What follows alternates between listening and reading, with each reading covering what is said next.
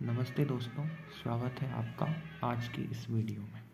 आज का पहला सवाल है, a number when divided successively by 4 and 5 leaves remainder 1। When it is successively divided by 5 and 4 the respective remainders will be. ये सवाल पूछा गया एसएससी सीजीएल 2003 में। तो देखते हैं इस सवाल को कैसे सॉल्व करेंगे। इस सवाल को सॉल्व करने के लिए आपको कॉन्सेप्ट पता होना चाहिए सक्सेसिव डिवीजन का। वो मैं आपको समझाता हूँ कि क्या होता है। सक्सेसिव डिवीजन का मतलब होता है, फॉर एग्जांपल अगर मैं 24 को 5 और 6 से सक्सेसिवली डिवाइड करता हूँ तो इस बात का मतलब क्या है। इस बात का मतलब ये है कि पहले मैं 24 को 5 से डिवाइड करूँगा। 24 को 5 से डिवाइड किया, 5 4 या 20, रिमाइंडर आया 4। फिर मुझे सक्सेसिव डिवीजन करना है। किससे करना है? 5 और 6 से। तो 5 से डिवाइड कर दिया, अब मैं 6 से डिवाइड करूँगा, लेकिन किसको करूँगा? जो पिछले डिवीजन का क्वोशंट है उसको मैं डिविडेंड बनाऊँगा और उससे डिवाइड करूँगा। तो ये होता है सक्सेसिव डिवीजन। 24 को सक्सेसिवली डिवाइड करना था तो पहले 24 को 5 से किया, फिर जो क्वोशंट आया उसको डिवाइड किया 6 से। तो इस तरीके से यहाँ पे जो सक्सेसिव रिमाइंडर्स आएंगे वो आएंगे 4,4। तो इसी कॉन्सेप्ट का इस्तेमाल करके अब हम देखते हैं कि सवाल कैसे सॉल्व होगा। सवाल में कहा गया है कि हमें कोई नंबर है उसको सक्सेसिवली 4 और 5 से डिवाइड करना है और रिमाइंडर जो है वो 1 आता है। तो हम नंबर मान लेते हैं कि नंबर है n। इस n नंबर मान लिया और हमने मान लिया कि डिवाइड करने पे Q1 क्वोशंट आता है। रिमाइंडर हमें बता रखा है 1, तो हमने फॉर्मूला लगा दिया dividend equal to divisor into quotient plus remainder. तो 4 से डिवाइड करना था पहले, तो 4 लिख दिया डिवीज़र में। क्वोशंट हमें पता नहीं है Q1, रिमाइंडर बताया है कि 1 आएगा। अब सक्सेसिव डिवीजन के कॉन्सेप्ट के हिसाब से अब जो यहाँ पे क्वोशंट आया है उसे हमें डिवाइड करना है और क्वेश्चन के हिसाब से किससे डिवाइड करना है? 5 से। तो यहाँ पे भी वही फॉर्मूला लगाएंगे, dividend equal to divisor into quotient plus remainder. Q1 equal to 5 जो कि है डिविज़र जिसे हमें डिवाइड करना है, और Q2 क्वोशंट हमें पता नहीं है तो हमने मान लिया Q2, और रिमाइंडर क्वेश्चन के हिसाब से 4 ले रखा है। अब इस Q1 की वैल्यू जो कि है 5Q2 प्लस 4, अगर हम वो यहाँ सब्स्टिट्यूट कर दें तो हमें पता पड़ जाएगा कि जो ये नंबर है वो किस फॉर्म का है। तो हम इसे सब्स्टिट्यूट करेंगे। 4 Q1 की जगह पे 5Q2 प्लस 4 प्लस 1 मल्टीप्लाई करेंगे। 5 4 या 20Q2 प्लस 4 4 या 16 plus 1 equal to 20Q2 plus 17। तो हमारा जो नंबर है वो इस फॉर्म का है, 20Q2 प्लस 17। अब हमें कहा गया है कि पहले हमने 4 और 5 से सक्सेसिवली डिवाइड किया था, अब हमें सक्सेसिवली डिवाइड करना है 5 4 से, यानी कि पहले 5 से फिर 4 से। तो हम अपने नंबर को 5 से डिवाइड कर रहे हैं। जब 5 से डिवाइड करेंगे तो हमारा रिमाइंडर आएगा 2। किस तरीके से आएगा? क्योंकि अब हम इसको लिख सकते हैं 5 टाइम्स 4Q2 प्लस 3 प्लस 2। ये कैसे लिखा मैंने? ये ऐसे लिखा कि 20Q2 को लिखा 5 इंटू 4Q2, 17 को लिखा 5 इंटू 3 प्लस 2 और अपॉन में 5 था इसे। अब मैंने अपनी मर्जी से नहीं तोड़ा है, हम 5 से डिवाइड कर रहे हैं इसलिए 20 को लिखा है 5 इंटू 4, 17 को लिखा है 5 इंटू 3 प्लस 2। ठीक है। अब अगर इस दोनों में से 5 हम कॉमन ले लेंगे तो आपको ये मिल जाएगा 5 टाइम्स 4Q2 प्लस 3 प्लस 2। अब अगर हम देखें डिवाइड करके तो ये जो है ये पूरी तरीके से डिवाइड हो जाएगा और हमारा रिमाइंडर बचेगा 2, यानी कि रिमाइंडर जो आएगा 5 से डिवाइड करने में जो रिमाइंडर आ रहा है वो आ रहा है 2। इसके बाद में क्योंकि हम सक्सेसिव डिवीजन कर रहे हैं तो हमें सक्सेसिवली अब 4 से डिवाइड करना है। तो सक्सेसिवली 4 से डिवाइड करने के लिए सक्सेसिव डिवीजन में क्या होता है कि जो क्वोशंट होता है उसको हम डिवाइड करते हैं। तो पिछले उसमें हमारा जो क्वोशंट आया था वो क्या आया था? वो आया था 4Q2 प्लस 3। अब मुझे कैसे पता है क्वोशंट है? क्योंकि ये जो नंबर लिखा हुआ है अगर ध्यान से देखोगे इसकी फॉर्म को तो ये डिविज़र हो गया, ये क्वोशंट हो गया, रिमाइंडर हो गया। क्योंकि रिमाइंडर तो ये है ही सही हमारा, divisor into quotient plus remainder. ठीक है, देखो 5 डिविज़र ही है, 5 से डिवाइड किया था हमने, और ये क्वेश्चन ये होगा और ये रिमाइंडर होगा, तो इसलिए ये क्या है हमारा क्वेश्चन। अब सक्सेसिव डिवीजन में हम क्वेश्चन को आगे डिवाइड करते हैं, तो क्वेश्चन को डिवाइड करते हैं किससे, 4 से। ठीक है, 4Q2 + 3 को 4 से डिवाइड करेंगे तो ये वाला नंबर तो पूरा 4 से डिवाइड हो जाएगा और हमारा रिमाइंडर जो बचेगा वो बचेगा 3। इसका मतलब है कि जब हम उस नंबर को सक्सेसिवली 5 और 4 से, पहले 5 से फिर 4 से डिवाइड कर रहे हैं, तो सक्सेसिव रिमाइंडर्स आएंगे 2 और 3। इसलिए जो हमारा आंसर हो जाएगा वो हो जाएगा ऑप्शन नंबर 3 2,3। अब अगले सवाल की तरफ बढ़ते हैं। ये सवाल है, each member of a picnic party contributed twice as many rupees as the total number of members and total collection was 3042 rupees, the number of members was. ये पूछा गया SSC CGL 2003 के अंदर।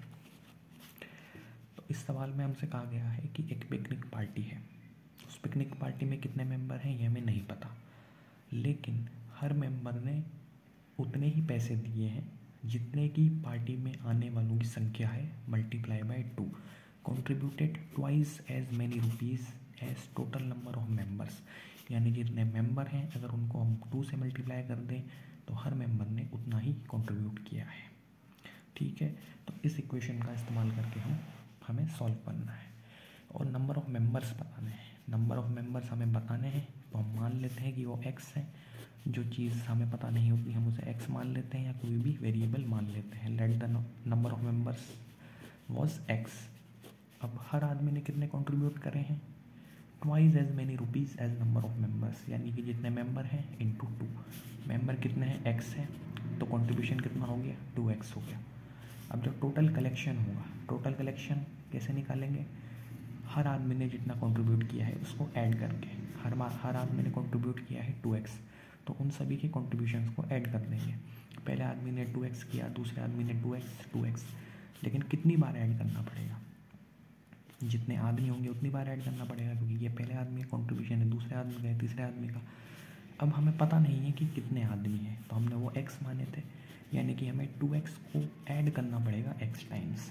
अब 2x को x टाइम्स ऐड करने का क्या मतलब है, 2x को अगर हम 2 बार ऐड करते हैं तो आता है 2x + 2x यानी कि 4x, या फिर हम इसको लिख सकते हैं 2x × 2, ऐसे भी लिख सकते हैं। ऐसे ही अगर हम 3 बार करेंगे तो 2x + 2x + 2x, या फिर 2x × 3 6x।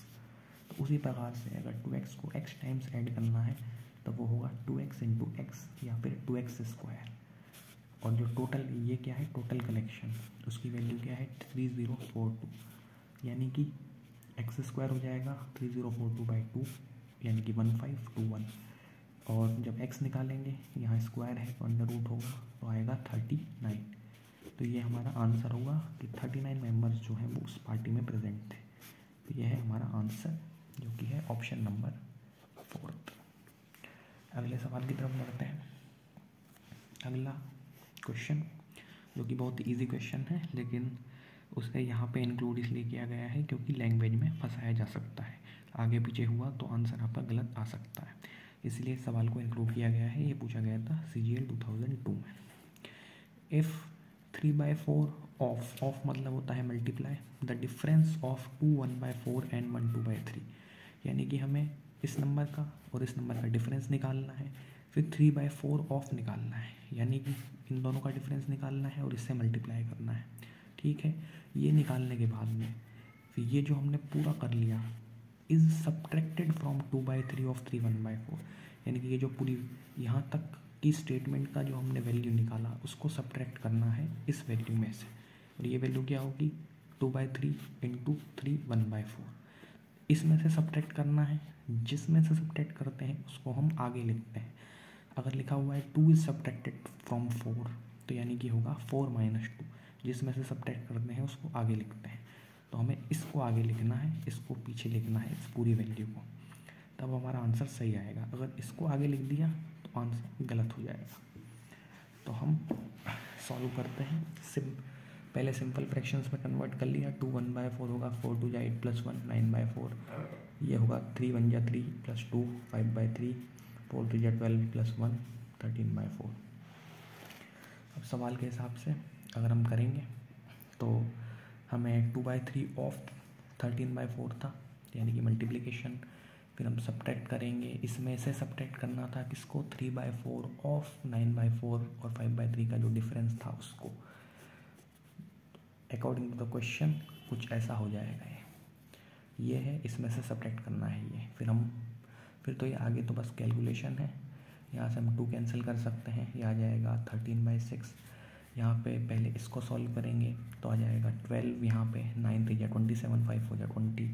इस तरीके से सॉल्व करने पर यहाँ फिर LCM 48 आएगा। 8 × 13 - 3 × 7 पूरा सॉल्व करने पे आएगा 83/48, जो कि हमारा आंसर होगा, जो कि है ऑप्शन नंबर 4। अगर आप आगे पीछे कर देते तो आंसर गलत हो जाता और आंसर माइनस में आ जाता, ये बात ध्यान रखने की है। आगे का जो हमारा सवाल है वो भी एक इजी क्वेश्चन है जो पूछा गया था CGL 2002 में। A student was asked to multiply a number by 3/2 but he divided it by 3/2। His result was 10 less than the correct answer, the number was. एक स्टूडेंट से कहा गया कि किसी नंबर को 3/2 से मल्टीप्लाई करो, लेकिन उसने गलती से 3/2 से डिवाइड कर दिया, तो हमें बताना है कि नंबर क्या है। और ये एक कंडीशन दे रखी है कि उसका जो रिज़ल्ट आया था 3/2 डिवाइड करने पे वो 10 लेस था 3/2 मल्टीप्लाई करने वाले रिजल्ट से।